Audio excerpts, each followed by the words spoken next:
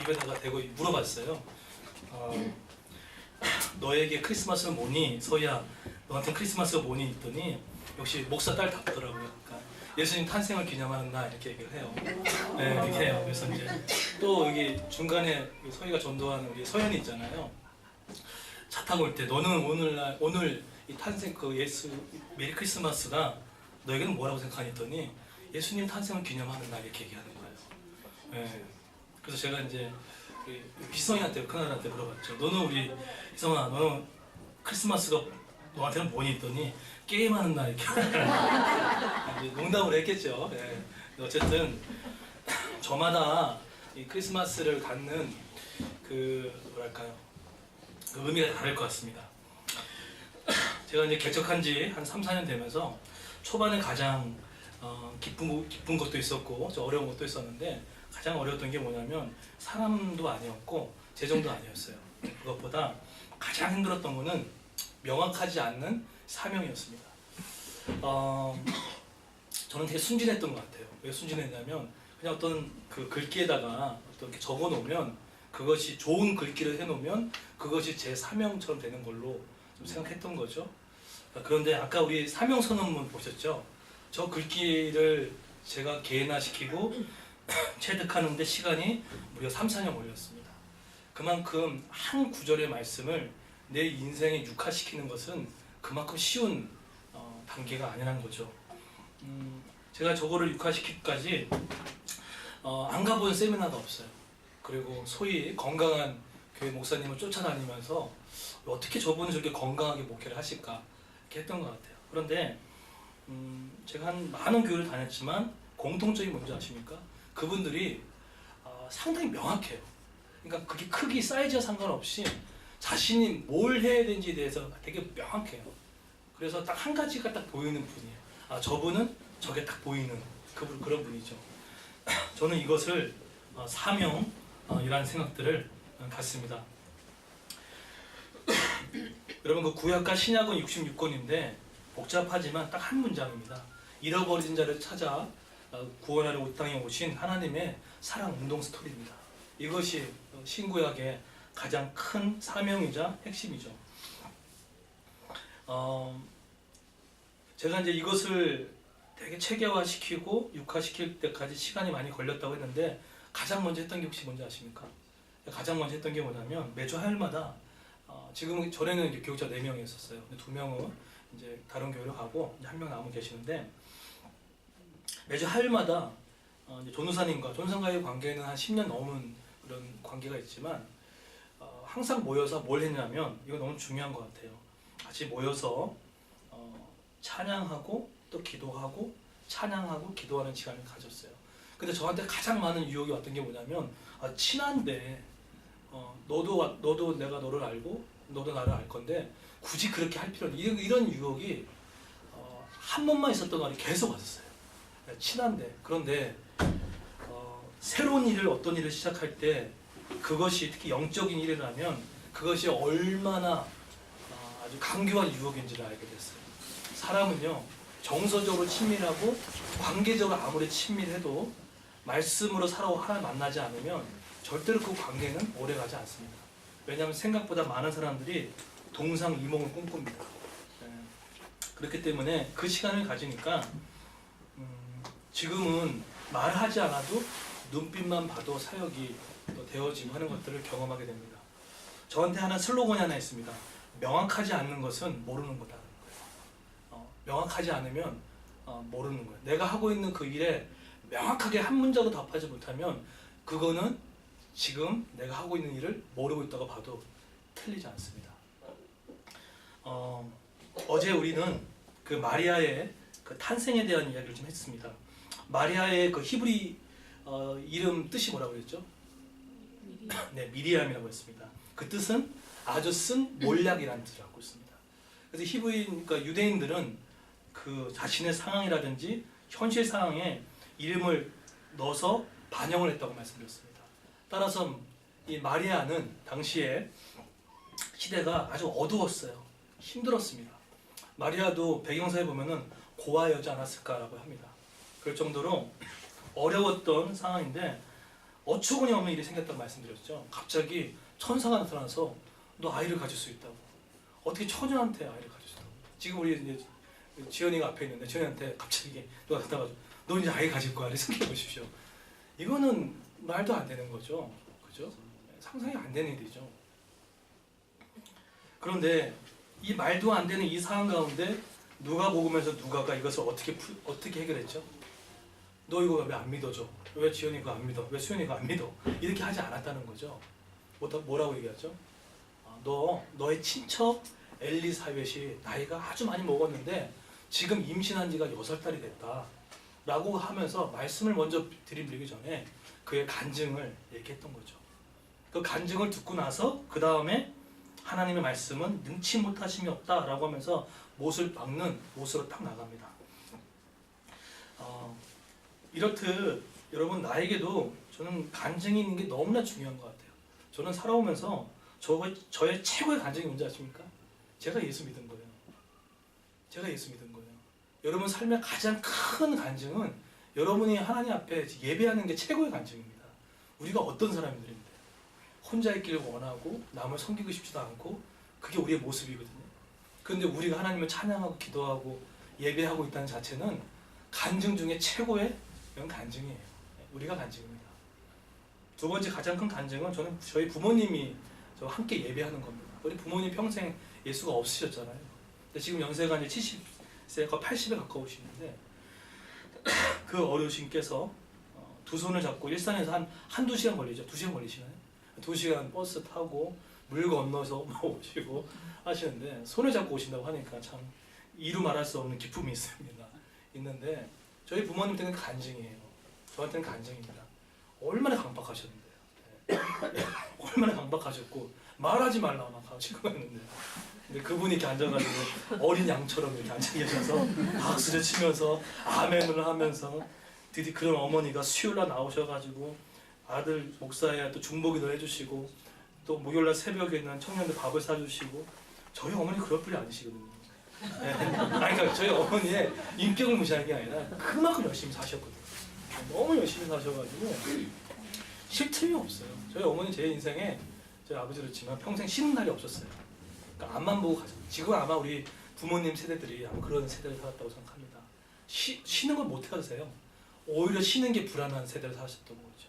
근데 그런 분들이 인생에 브레이크가 다 걸려서 하나님을 찬송하고 예배한다는 자체는 이거는 간증 중에 간증이라고 할 수밖에 없다는 것이죠. 저는 근데 어떤 사람은 저한테는 이런 간증이 있는데 여러분 삶에는 간증은 있으세요? 여러분 왜 간증이 없는지 아십니까? 왜 우리의 삶에 간증이 없냐면 믿음대로 살지 못하기 때문에 간증이 없는 거예요. 그러니까 도전해보고 시험해보지 않기 때문에 내 삶에 간증이 없는 거예요. 간증이 뭡니까? 해결할 수 없는데 그 일이 해결된 거거든요. 도저히 열릴 수 없는데 그 일이 풀린 거거든요. 도저히 홍해를 가를 수 없는 상황인데 열린 거거든요. 그러니까 그게 간증이에요. 그런데 내 삶에 최근에 나의 간증이 없다는 것은 어떻게 보면은 내 삶이 나의 계산으로 나의 생각으로 살았기 때문에 말할 게 없는 거예요. 저는 소망하는 건데 우리 그레이스 교회가 또 저도 마찬가지고 성도들 한 분들이 이런 간증이 있었으면 좋겠어요. 그래서 그 간증은 믿음으로써 만날 수 있는 것이 바로 간증입니다. 자, 그러면 가만히 보면 성경은요, 제가 가만히 보니까 성경은 간증 스토리 모음집이라 틀리지 않을 것 같아요. 왜냐하면 보세요. 눈먼 자 눈뜨게 하는 거 간증 중에 간증이잖아요. 죽은 나사로 살린 거 간증이잖아요. 그죠? 혈루병 12회 동안 피가 멈추지 않는 그 한 여인 가련한 한 여인의 모습들, 의사에게 밑을 다 보여주고서도 치부를 다 드러내고 돈도 탕진하고 다 했는데도 고치지 못하는 병. 근데 예수의 옷자락을 딱 만지자마자 피가 멈췄던 거. 그 풍랑이는 파도를 잠재웠던 거. 이거는 그 초월적이라기보다는 하나님이 오셨기 때문에 할 수 있었던 일들인 거죠. 그러면 성경을 보았던 그들이 이걸 보게 되면 이거는 어떻게 보면 예수님의 간증 스토리인 거예요. 예수님이 하셨던 거죠. 근데 예수님이 뭐라고 했습니까? 나도 하는 일을 너희도 더 큰 일을 할 수 있다고. 따라서 성경을 볼 때 이것이 남의 이야기가 아닙니다. 우리 또한 이 간증의 주인공이 될 수 있는 거죠. 단 중요한 건 뭐죠? 이 간증을 하기 위해서는 중요한 거는 누가복음의 가장 특징적인 것 중에 하나가 뭐냐면 성령의 능력을 의지하는 기도가 있을 때 간증의 삶이 일어납니다. 이게 되게 중요한 포인트예요. 그러니까 사복음서 중에 누가복음이 가장 많이 나왔던 단어가 성령이라고 얘기했습니다.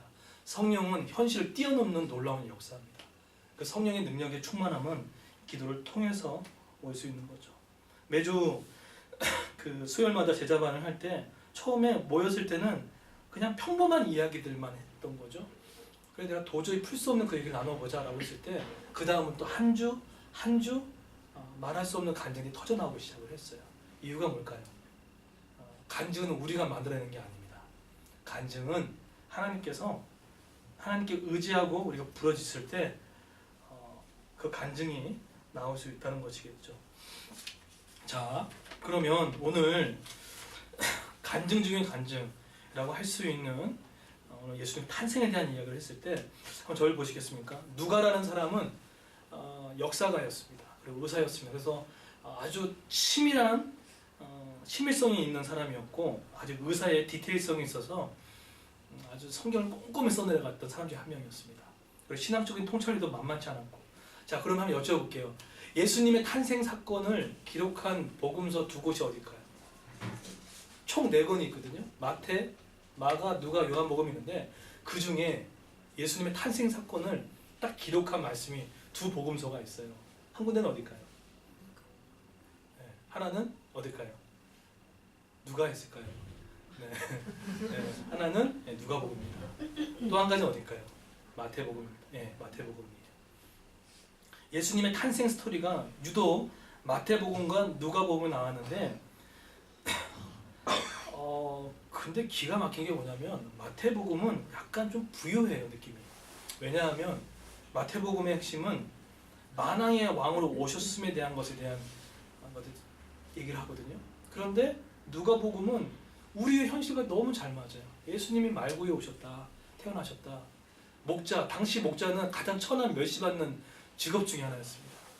그런 자에게 보이시고, 그래서 마태복음은 약간 부유한 부분이 있다면 누가복음은 아주 낮고 천하고 지금 가장 공고한 사람들한테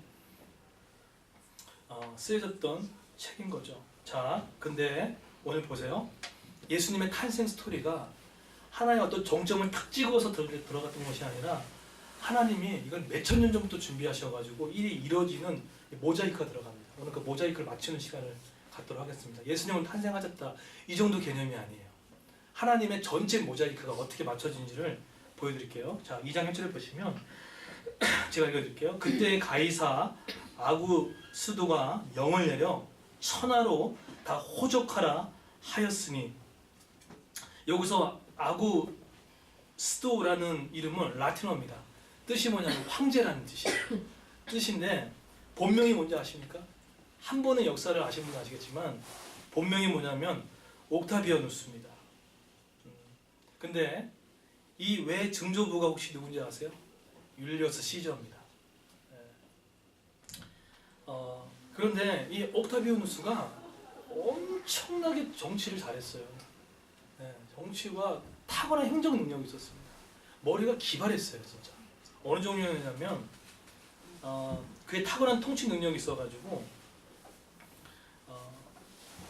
문화, 종교, 생활, 풍습들 같은 경우는요 유대인들한테 다 인정했어요. 하라고. 막지 않았어요. 소위 말해서 종교 관영 정책을 썼던 거죠. 그리고 이 옥타비우스는 위대한 건축가였습니다. 건축가였어요. 그래서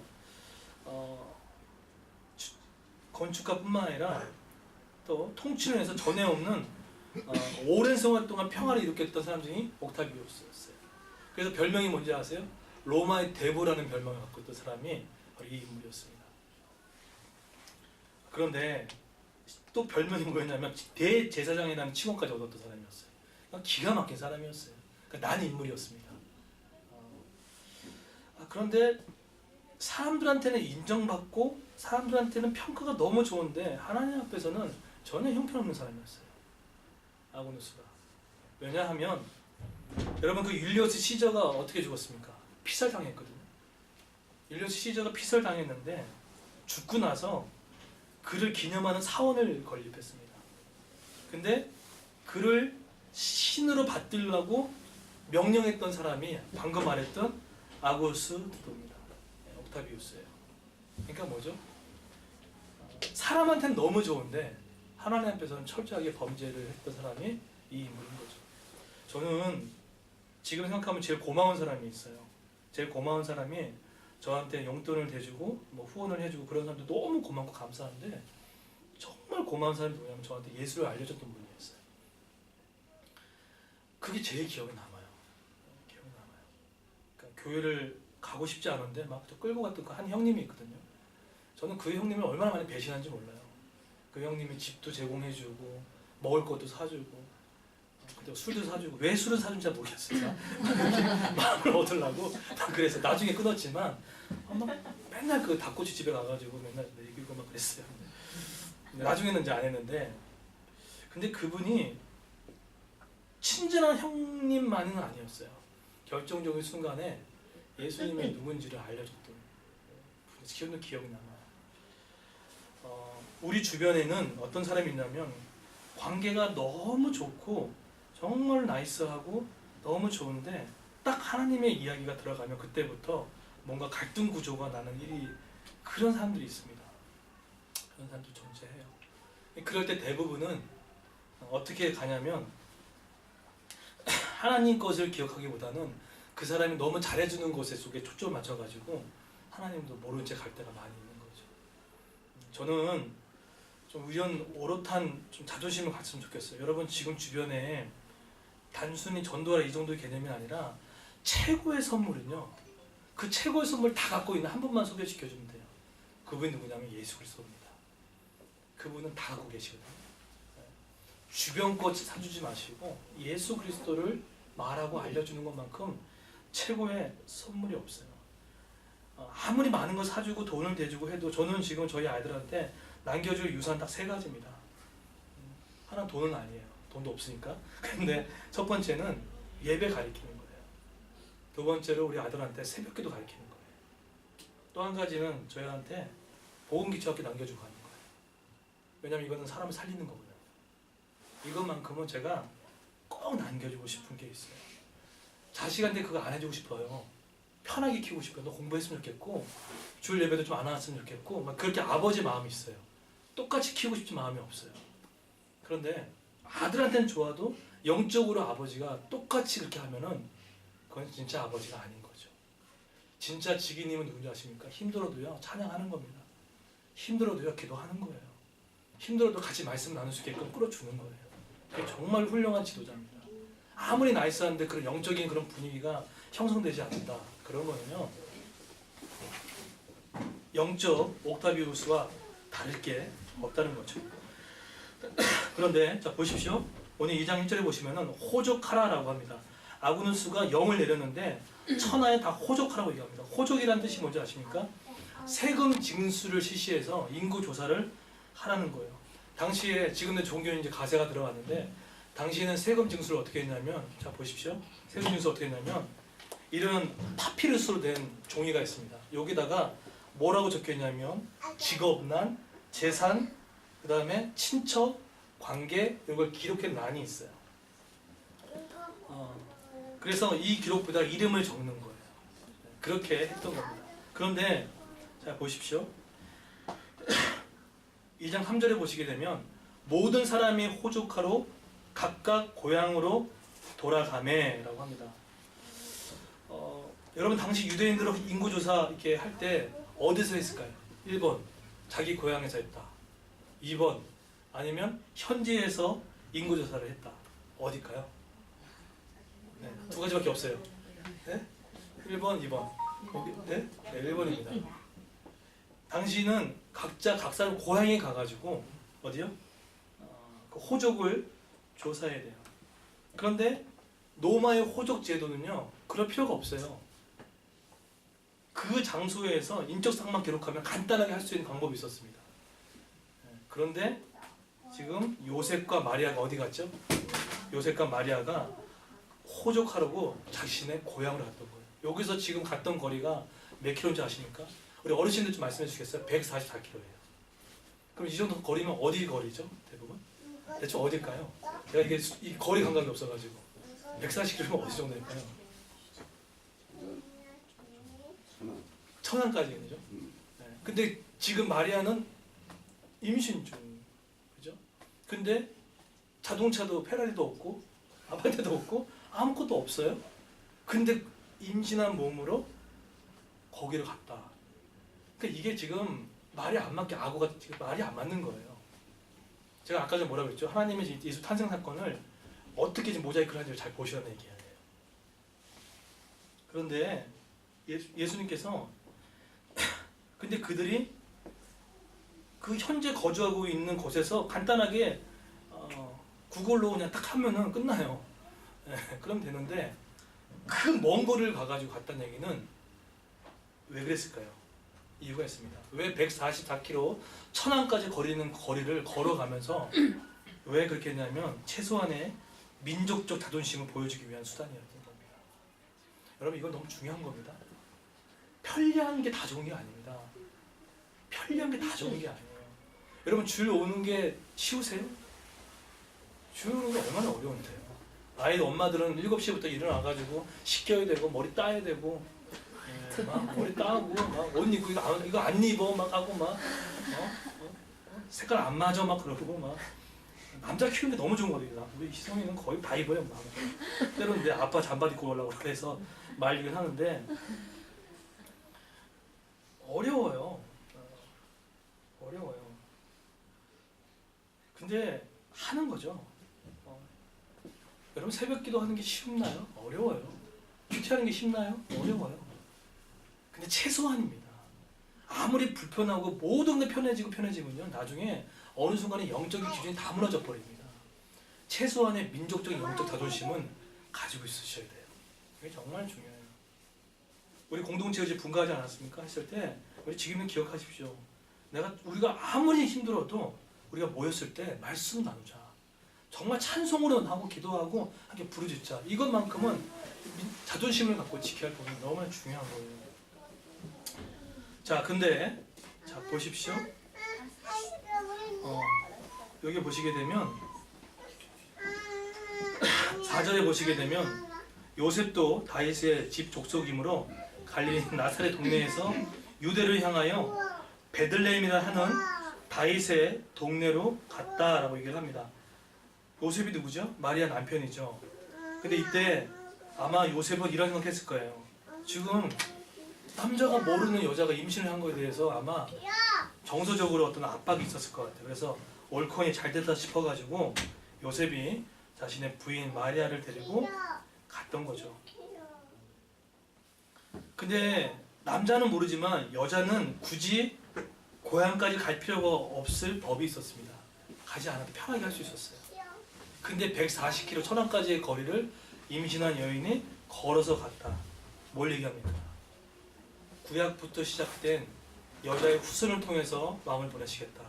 다윗의 후손을 통해서 왕이 보내시겠다. 지금 이제 실제적으로 뭐가 왔습니까?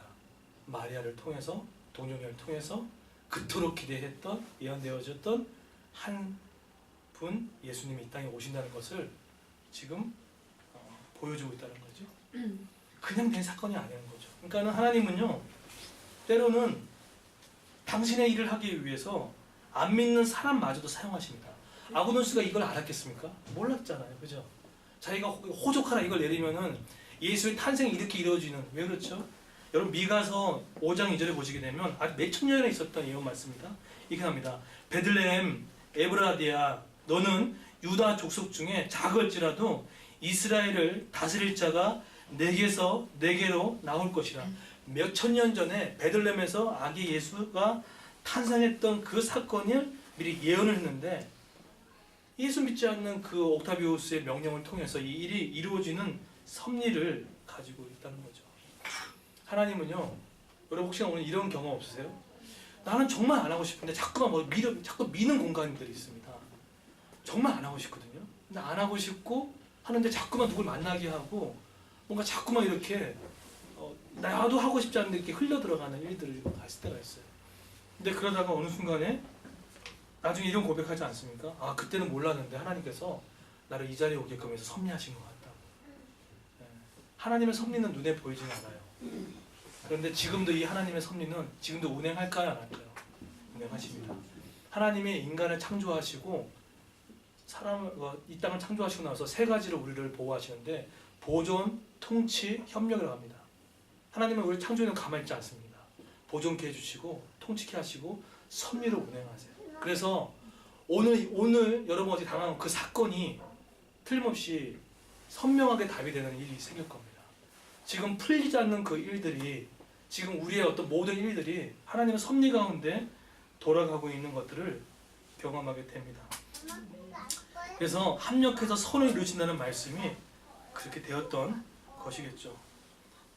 하나님은요, 때로 어떤 한 집사님 그런 간증을 하시더라고요. 자기 아들이 어느 군대에 발령을 받았는데 지금은 그 경비대대에 있는 모양입니다. 근데 그 자리는 정말 소위 말하는 스카이 친구들만 가는 자리인가 봐요. 소위 말하는 땡보 같은 곳인가 봐요. 발음이 너무 열악하죠. 지냈는데 거기를 가는데 도저히 그 친구가 갈 수 없는 환경이에요. 그런데 이 엄마가 뭐 때문에 기도한지 모르겠지만 아들의 복음을 위해서 정말 기도를 많이 했다. 근데 그때 딱 유독 딱 티오가 났는데 정말 그 사람이 앉을 수 있는 자리가 아니었어요. 하나님께서 그 집사님의 복음의 뜨거운 신실함을 듣고 그 자리를 여시더라고요. 그러면서 뭐라고 고백하시냐면 하나님은 때로는 없는 자리도 만드실 때가 있다는 거죠. 네, 그렇게 역사하십니다. 오늘 이거 누가 알았겠습니까? 요셉이 알았겠습니까? 마리아가 알았겠습니까? 이 구약의 이 모두 예언된 성취한 이 사건들이 지금도 섭리는 일어나갑니다. 그래서 제발 고집 피지 말았으면 좋겠어요. 신앙이 좋아진다는 것은요, 자꾸만 내어드리는 거예요. 하나님 이거 어떻게 생각하시는지, 어떻게 이것을 풀기를 원하시는지를 내어드리는 거예요. 내 것 되게 붙잡고 있으면은 내 사이즈밖에 안 되는 것이 바로 우리의 삶이죠. 자, 그런데 오늘 그 예수가 오늘 왜 오셨습니까? 아까 사명이 명확하다고 말씀드렸죠? 한번 읽겠습니다. 제가 한번 읽어볼게요. 그 예수님이 왜 오셨냐면 이렇게 얘기를 합니다. 오늘 다윗의 동네에 너희를 위하여 구주가 나셨으니 곧 그리스도 주시니라. 그리고 10절을 읽으시면 천사가 이르되 무서워하지 말라. 보라, 내가 온 백성에게 미칠 큰 기쁨의 좋은 소식을 너희에게 전하리라. 여기서 온 백성은 1차적으로 이스라엘 백성인데 이것은 천사를 통해서 뛰어넘는 세계 만민에게 복음이 전하겠다는 것에 대한 얘기를 한 것입니다. 예수의 오심은 나 혼자만의 구원을 오신 게 아닙니다. 온 인류를 구원하시기 위해서 이 땅에 오신 사건이라는 거죠. 여기서 곧 그리스도 주라는 뜻은요, 소테르라고 합니다. 누가와 바울이 상당히 많이 사용했던 단어예요. 이 주라는 단어가. 이 뜻은 구원자라는 뜻입니다. 쉽게 얘기하면 죄악에 찌든 세상과 인류를 구원하기 위해서 오셨던 분, 그분이 바로 예수님이라는 것이죠. 예수님이 오신 사명을 명확하게 한 문장으로 얘기하면 이렇게 됐습니다. 자, 들어보십시오. 인자가 온 곳은 잃어버린 자를 찾아 구원하려 오심이다. 아까 마태복음에서 아들 탄생이 있었다고 얘기했죠. 아들을 낳으니 이름은 예수라 하라. 이는 그가 자기 백성을 그들의 죄에서 구원할 자이십니다. 여기서 구원은 총체적인 것입니다. 죄뿐만 아니라 내 지금 삶의 모든 난국마저도 구원할 자, 그분이 바로 예수님을 이야기를 하고 있습니다. 그분이 하나님과 인간의 깨진 관계를 회복시키시고 인간과 인간의 관계를 깨진 것을 회복시키시고 나와 자연이 깨진 것을 회복시키시는 유일한 분, 우리에게 간증을 줄 수 있는 분, 그분이 누구십니까? 예수님입니다. 그분이 오늘 탄생하신 날입니다. 오늘 그분이 오셔서 여러분의 간증을 만들어 주실 겁니다. 근데 그 간증은 우리가 하나님께 기대하고 기도할 때 그 간증의 스토리가 넘쳐나고 믿습니다.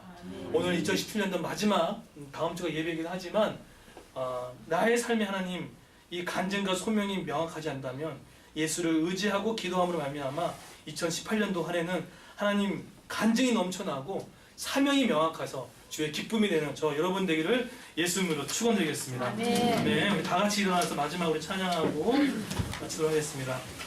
우리 저기 문풍기 좀 틀어주시고.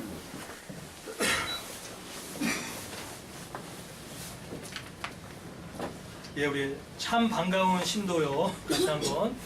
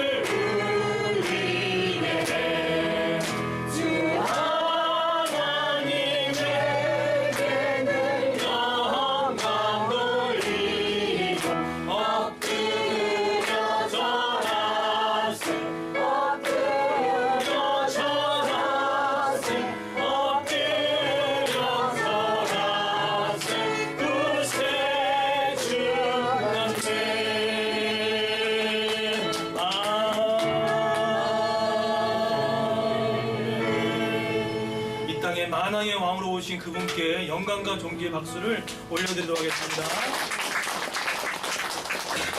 이 시간에 우리 두 가지 놓고 오늘 예배를 마치도록 하겠습니다. 첫 번째는 예수가 이 땅에 오신 이유는 아주 명확했습니다. 인자가 온 것은 잃어버린 자를 찾아 구원하려 하심이라. 이 땅에 오신 그분의 목적, 사명이었습니다. 하나님, 우리가 그 은혜를 받아 이렇게 자녀 되었는데 우리 또한 하나님 그 사명을 붙들어 우리 주변에 예수 없이 살아가고 있는, 또 예수 없이 죽어가는 영혼들을 살려내는 교회 성도가 될 수 있게끔 놓고, 첫 번째 사명을 놓고 기도해 주시고, 두 번째로 하나님, 성경에는 많은 간증들이 있는데 이 성경 속에 있는 간증만 되지 않게 하여 주옵시고, 올해 2018년도 또 한 해에 하나님 내 삶에, 우리의 삶에 입으로 고백할 수 있는, 마음껏 하나님을 자랑할 수 있는 간증이 많은 한 해가 될 수 있게 달라고 놓고 같이 한번 기도하도록 하겠습니다.